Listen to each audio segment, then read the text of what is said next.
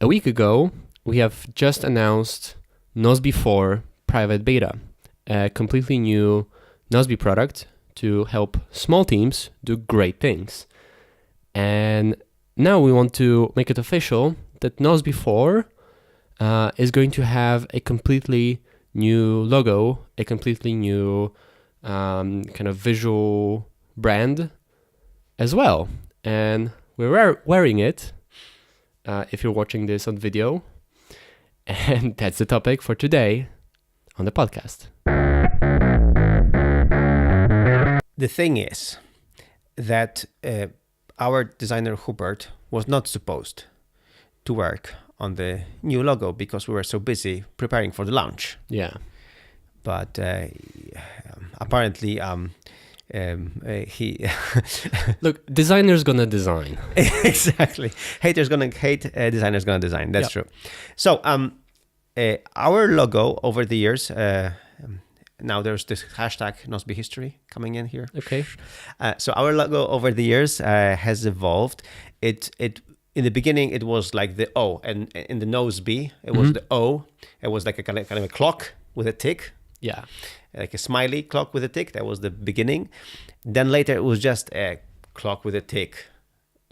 Again, the O was there. And then Hubert decided to move the tick out of the word.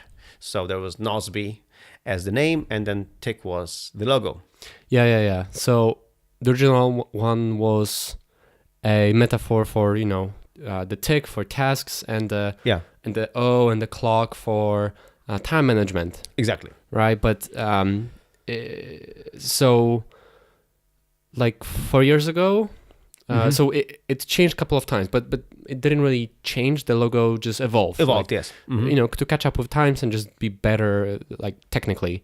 Yeah. And like putting the logo in the name, like that's lame. Like you don't do that. That's not how nice fancy designers are gonna do things. And the little clock marks, it's like too detailed. Like it wouldn't work in small scales, and the logo is not just an app icon. If you're just designing an app icon, if you're like an indie app developer, you have a lot of space to like make detailed things, but it's also supposed to be our logo, so it has to work on any scale, in any color, etc. Yep. Yeah. So so again, evolution over the last 12 years. And now the new Nozbe 4 is, as we mentioned in the last episodes, it's the new beginning. It's the new app completely rewritten. It's in the first initial preview, it's aimed at the teams. Later we'll add the personal part as well. So it's not like we are completely abandoning our customers, no. But the initial version, we are testing it with teams. And again, it's a ground up rewrite. It's a new thing. So Hubert had this idea to completely also rethink our identity and our logo as well. So before the logo, it starts with the color. Yes. And that's why we teased Project Purple. So Project Purple was a reference to two things. One, it's an obscure Apple community nerd reference to the original iPhone, which was called Project Purple. Yep. And the first rule of Project Purple is you don't talk about Project Purple. Exactly. And the second idea was very early on in 2016, we decided that we want to change the brand color, not just to like create a difference, to differentiate the two products, but also because in kind of our small productivity app space, the green color was kind of crowded, and purple was only used pretty much by Slack, and now they're also avoiding it, and a very different shade of purple. So it seemed like a more unique, more discernible color for us. It's like when you have this, for example, all these communication apps on the iPad. For example, I have them in one folder, and they're all blue. Except for WhatsApp. Except for WhatsApp. Yeah. So when you open the communications folder, like it's all blue, and I get confused, And I think the green, Evernote was green. There were many green apps and many green. Like green is a very popular color, and I like the purple color for completely different reasons. Because and it's a strange reference, but my surname is actually has to do with plums. If you translate my surname into English, and plums are purple. Yeah. So I like plums. Slowinski translated into broken English is like plumsky. Exactly. Yeah. Yeah. So anyway, it was a good idea to start with the color, and I thought we would end there. And I was naive, right? Oh, you were. Yeah. So this is a cool story. As we were approaching the 4th of the 4th to announce Nozbe 4, you were telling me all this time that, Michael, like we have to really like focus on just delivering the thing on the 4th of the 4th to really be ready to accept new teams to test our app. So we should really prune and just, not do things. Yeah, and it wasn't just talk. Like it was brutal at times how like you or all of us wanted this and this, and I had to be like, no, we're not doing this because we won't make it. And then yet again, just before we launch, Hubert drops the bomb and he tells us that we will have a new logo, and there it is. And that happened like 3 weeks before the 4th of 4th. 2 weeks. Okay. So just to be clear, it's not like it was done 3 weeks before the launch. Mm-hmm. It was cleaned up and put into a story, and Hubert made this really cool video, like a promo video, like showing, like it's just for internal use, but kind of a concept of how we could use this logo and the colors and all of it to kind of show off Nozbe and maybe a future actual like nice video. So publishing that is what happened in the last couple of weeks before the launch, and it was worked on for kind of years. Well, I didn't know that. Of course, he wasn't telling me anything because he's a designer. But you were working on it with him a little bit or giving him feedback. So I knew in the last couple of weeks before it was published that he might be working on that, and actually I might be part of the reason why it got released before 4th of 4th, because I was asking him if it's gonna happen, because I wanted to make to 3D print some gadgets for the reunion, and I needed to know what logo it should contain. And that was like 6 weeks out before the reunion, and he's like, I don't know, probably no time. Like I have it, I know what it's going to be, but I don't think I have the time to finish it. But then, and I asked him again a week later, like not pushing at all, just asking, like, do you think it's going to happen? And he's like, maybe. And next week, like he had, he didn't really have anything that had to be done at this point. And so, and that was a week before it got published, and then he started just like working full time on like publishing it and making this promo video, and I was working on a prototype to update quietly our internal app to have it for our internal use to see how it looks in practice. Yeah, and here's another cool story about this thing about focusing and prioritizing, right? I mean, our at launch, the private beta at launch, it's missing lots of features we were supposed to ship also in the private beta. Very important ones too. But the one thing that we have in our iOS app, which is so important, there is a setting where you can change your icon. Like, this is so important. This is like the app, like if the tasks work or the comments work, doesn't matter. The important thing, you can change an app's icon. Yeah, it can be purple, white, black, or development blue, like blueprint blue.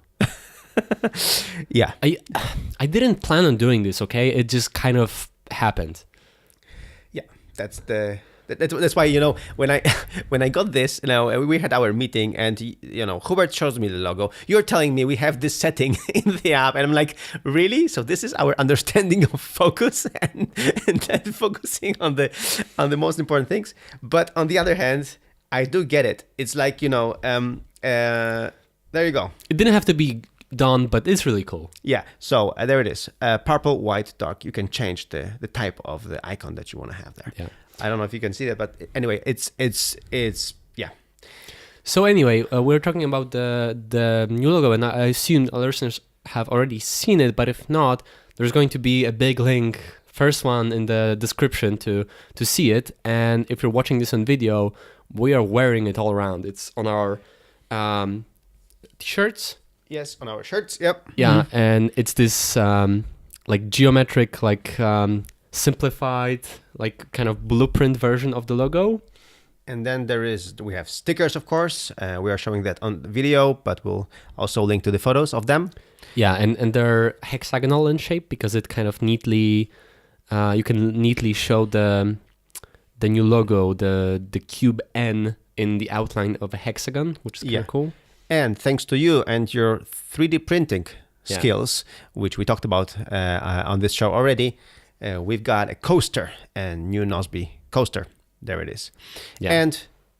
And we won't be able to actually show it off, but if you like put it against a light, this gradient here is just like perfectly represents the kind of gradiented version of this logo. Yeah. And we even have tattoos, as you mentioned. We have tattoos. Yeah. So we are the Nozbe clan. Wait, not permanent tattoos, just to be sure. Yeah, exactly.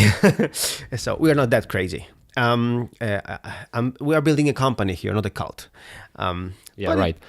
Yeah, right. We are a happy family. All right. So when Hubert showed the logo, you were pissed. I was pissed off, really, because most of you so we showed it. He showed it off to our design fight team. So 6 of us there, 6 of our 25 person team, and 5 of them very happy and enthusiastic about the new logo, and one of them really pissed off, thinking, like, what is this? I don't get it. I kind of get it. It looks nice, but I still don't get it. And why it has to be so different than what we have now. And where's my tick? Yeah. Where is my goddamn tick? Yeah. So the first thing it comes down to is the tick. It's just such a cliche. It's descriptive, like you're seeing a tick and you're thinking, oh, a to-do app. And in a sense, like, yeah, that's right. That is kind of what it is, though also not really, like far more than that. But it is a to-do list, right? But it's just the problem is that while it is descriptive, a logo should be fairly unique. It should be discernible from others. When you see a small wall of logos and you know what you're looking for, you should be able to instantly pick up, oh, that's the one I'm looking for. Mm-hmm. And just to prove us how pervasive the tick is, what Hubert did is he took a bunch of screenshots of like just looking for to-do apps on Mac App Store, and making a collage of all of them, like 50 or 60. And I didn't even notice that Nozbe logo is there. Yeah, it's true, and also my pain after recent update. To some extent, my pain after recent update of the logo, like 4 years ago when Hubert did the first redesign, or the first his evolution of the logo. What I didn't like about it was that really many apps were using exactly this kind of tick in many places, so it wasn't really unique at all, and that was kind of annoying. But on the other hand, the tick stands for something. And for example, we, unlike other apps, for example, let's compare Trello. So in Trello, you have these boards, and Kanban and whatever, but like this thing of done is not that important. Like this tick is not that important. In Nozbe, it is. Like the tasks at the end have to be done. Yeah. And so that's why I like the tick stands for something. And when I looked at new logo, there is N, but this N was for me for nothing. Like I didn't, it didn't stand for something that we do. Like, again, this new app is for teams, is to collaborate better, is to get stuff done better together. And it just doesn't say that. So I was skeptical. And you can show to the camera your t-shirt again, or your shirt. Yeah. And it says N is for Nozbe. And it's for Nozbe. Yeah. We had a long and heated debates, plural, Yes. about this. Because for you, it was very important that the logo has a meaning. And we were arguing very strongly that the logo doesn't have to have a meaning, that it doesn't matter, that there are two ways for a logo to have meaning. Either it has to be so obvious as to be cliche, as to like everybody is using a tick, and then it loses other, extremely important, vital aspects of a good logo, which is uniqueness and discernibleness, I guess, being able to discern it from other logos. And that's what matters. Or the other way for the logo to have a meaning is to invent it and just like come up with this story. Except you know the story, and other designers in the industry who read smart books and blog posts don't know the backstory. But the user doesn't know the story, doesn't see the meaning in your logo, and doesn't care, right? And we're going back and forth about this. Oh, yes. A lot, right? Yeah. And also like looking at all sorts of companies, but a lot of them are competitors or just apps doing similar things, like the Asana logo, which has these 3 circles. Yeah. And Hubert said that, the circles, they make an A, right? It's kind of like A for Asana. It's like, I've never noticed it and didn't know. And then someone else said that, they read their blog post and the circles, they stand for collaboration and whatnot. And it's like, that's great. But if we are like working actively on a new logo and we didn't know that and we didn't see that, even though it's an app we know, and how could anyone else? That's true. Yeah. That's true. So later after we've discussed this and I wasn't convinced, what I did like was the concept of the logo. I like the structure. For example, I like this, what I have on my shirt, the cube, the cube and the hexagonal, shape. I really like that because for me, the new Nozbe is a new foundation, is a new structure. Yeah. So for me, I like the structure foundation thing. Second thing, I was thinking about the fact that not many companies have also N. They own N. So Netflix has a nice N, but it's completely different than this one. So it's okay. The old Medium logo had the M, which was kind of similar or in the similar vein. Well, anyway, I wasn't convinced after the first discussions. But then we published it for the rest of the team. And even Ivona, our head of our customer support, who's normally very skeptical about things and very skeptical about like your crazy ideas or Hubert's crazy ideas, like this time she was like, I love it, it's modern, it's great. Yeah. And I was like, Ivona, even you are against me. Yeah. So You're actually there's one flaw in your story, which is that initially there was one more person on your team. And that was Radek, the other Radek. He wasn't on the first call. Yeah. But then, he lived with this logo for a week or two, and he posts on Slack that he changed his mind, and he likes it, and it's great, right? Yeah, and then the rest of the team also said, Michael, it's great, it's new, modern, it's great, fantastic. Yeah, there were a few pieces of concern. Some of them, after 2 or 3 days, they were like, no, never mind. But overwhelmingly, the response from the team was very positive, that it's new and fresh and cool and it makes sense. And he was skeptical too, this guy. Yeah. Marcin, he was also skeptical. Yeah, and my mom is not convinced. All right.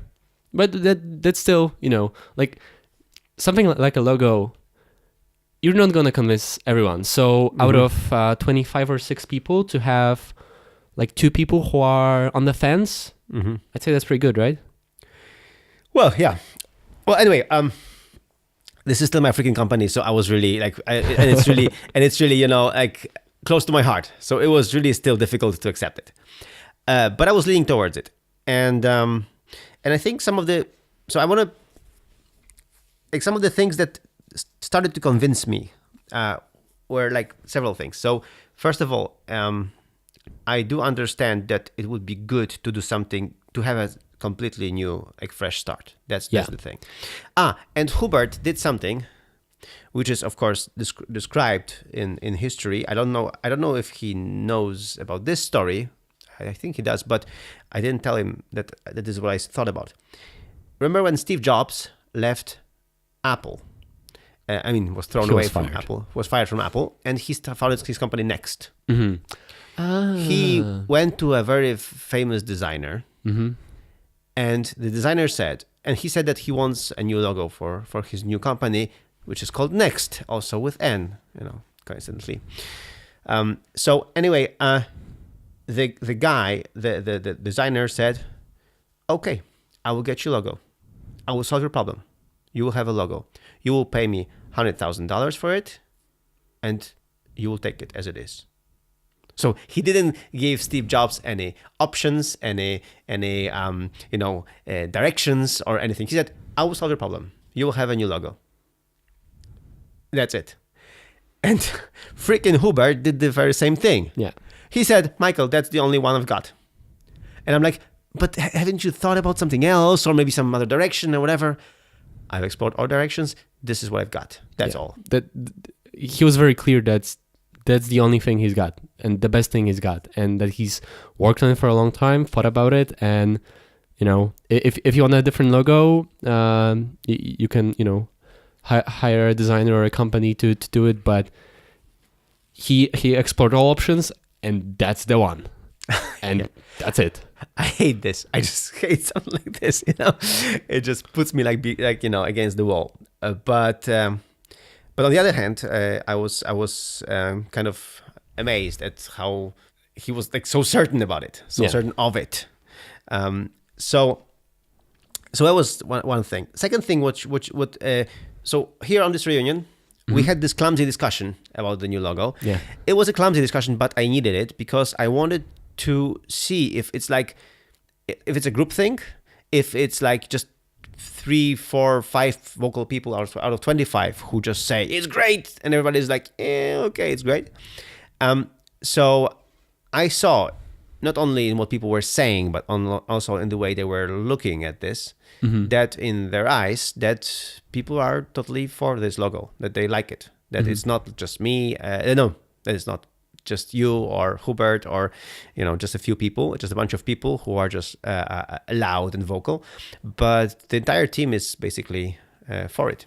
So, and one of the arguments that we had on this discussion was that it's not logo that sells, it's the app that sells. Yeah. So if people like the app, they, as you said, they couldn't care less about the logo. What they want to care is that the logo should be nice, it should be distinctive, and they will know where to go to the app. Yeah, exactly. And if you look at logos of big companies of all sorts, not just technical companies, many of those logos are pretty mediocre, and some of them, like, we have to think hard to come up with a story of what they stand for. Many of them have just all sorts of like technical issues in terms of like how you design a good logo. But in the end of the day, it just doesn't matter that much. It matters some, but in the end, one of the most important features is uniqueness and distinctiveness, because then it's a symbol that you associate with an app, with a product, with a company. And as it often happens, because it's new, and it was new for us now that we've been used to the old one for so many years, it just at first glance you're not sure, or you maybe hate it because it's different. But what makes it good and what makes you like it is just the association that you see it again and again and again and again, and it has positive connotations when you like the product or the other way around. Yeah. And that makes it a good logo because you see it and it's like, it's this thing because you see it again and again, right? Yeah. And I think we should get back a little bit to explain more fully why we felt that it makes sense to have a new logo, because we've explained that the ticks that this is a problem, that we have a logo that's not quite unique and not quite distinctive and a little bit cliche, but I think also the other part of it is we're making a fresh start with the product.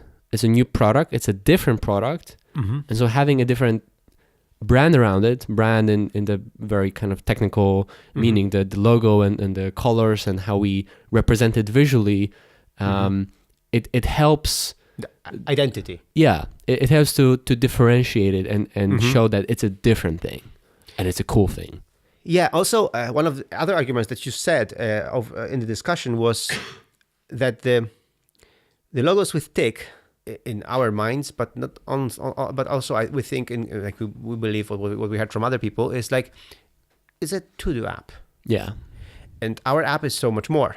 And Nozbe 4 is a team collaboration app, team communication app that helps get stuff done, but like communicate effectively and get it done. Like we have this new slogan that we say, Nozbe 4 helps small teams do great things. So it's so much more than a to-do app. Yeah. And this way, and also something we are really trying to do with our marketing of Nozbe already, and Nozbe 4 in the future so much more, is to get out of this productivity, getting things done bubble, because like to be honest, our Nozbe app has always been like marketed to really productivity aficionados, to people who really want to, who know about productivity, have read the book, have read my book, or like have recognized that they have a problem of, time management or project management or something like that kind of thing. And it was great for many years for the company because you had... And we still have these guys. Yeah, and we are those guys ourselves, exactly. Right? So we feel that. But the thing is, with Nozbe 4 and with already Nozbe for Business that we are also selling, is this idea that you don't have to be productivity aficionado to recognize that in your team you're not working effectively. Yeah, like you just have to recognize that you have a mess, and you don't really need to read all these books about productivity. All you need to do is an app that will help you take care of that. Yeah, and so we are in this bubble. Which is partly like our own doing or our own fault, like, but also kind of the associations with the brand and the logo and etc. It's just we're kind of stuck at this point that Nozbe is for individuals, for productive professionals, and it's just that, right? And so with the new logo and the new brand identity, we're breaking through and beyond this. And it's also for the productivity nerds. Yeah. But it is an app for teams. Not just for technical teams, not just for, teams led by productivity geeks. Yes. But it's just an app for all the companies.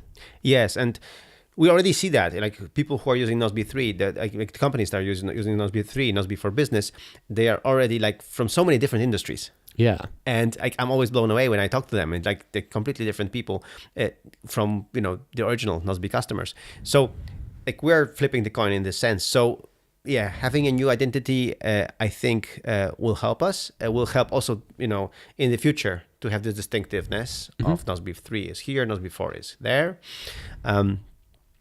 Because as we discussed, Nozbe 3 will be supported, but Nozbe 4 will be our new thing. So what you all tried to convince me of, the fact is that really, like all we have to do is do a great job with the app. Yeah. And the logo will defend itself, and people will like the logo because they like the app. It's funny that you say we just have to do a great job with the app. Oh yes. No small feat. Yeah. But if we focus on the important stuff in the app, like switching the app icon and like, the really important stuff, then we're gonna be successful. Then we're gonna be successful. Like that will be then we'll get the big bucks.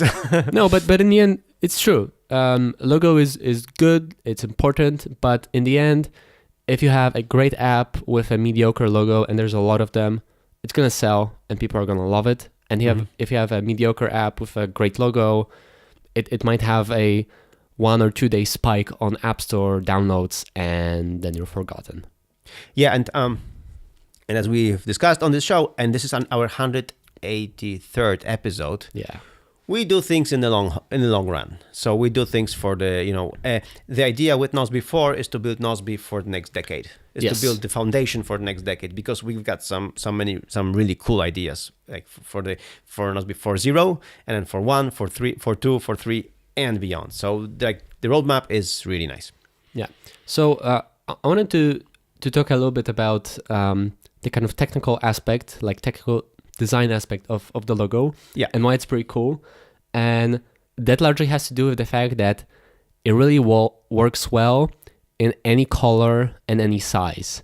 So you can do it in 3 different colors, and those can be different colors. So you can do a light version with like shades of purple, or a dark version with a different set of shades of purple that still looks good and natural.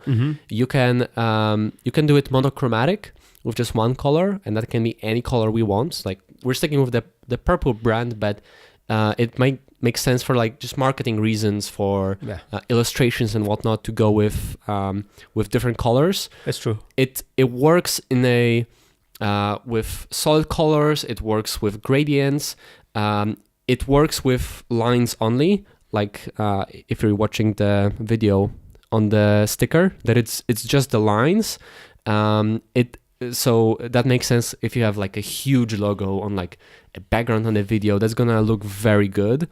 Or just monochromatic with solid colors, but with cutouts between the kind of 3 panes of the 3D N. And even in very small scales, like on the status bar on the Mac or the notification icon on Android, that's still going to be very legible and very kind of unique. And that's that's a great thing for a logo, which Nozbe didn't necessarily have. It was much better than the old one. And also, in terms of small things on computer screens, a large part of computer screens now are high resolution, so it's less of an issue. But the tick in a circle, like in monochrome, there's many icons in the menu bar on the Mac that's gonna have almost the exact same icon, right? And this doesn't have this problem. Yeah, that's true.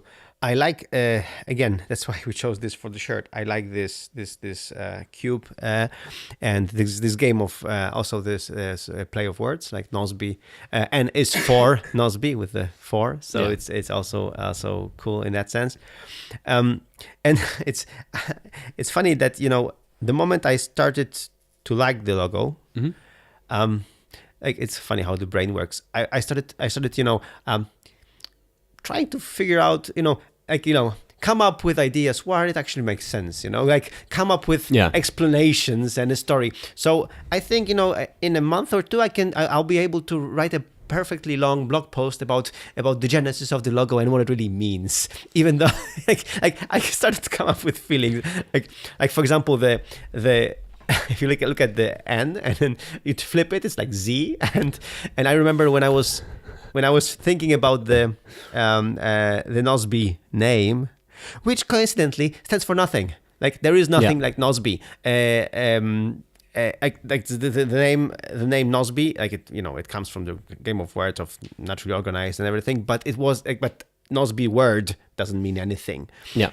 And what I really liked about the name when I came up with it with my friend, 20 years ago, was the Z in the middle. Was the cool Z. I wanted to be edgy. And Hubert, in this logo, he also kept this edginess, and I really liked it. So, I started to come up with rationalizations why I actually like the logo and why this logo actually stands for something. So,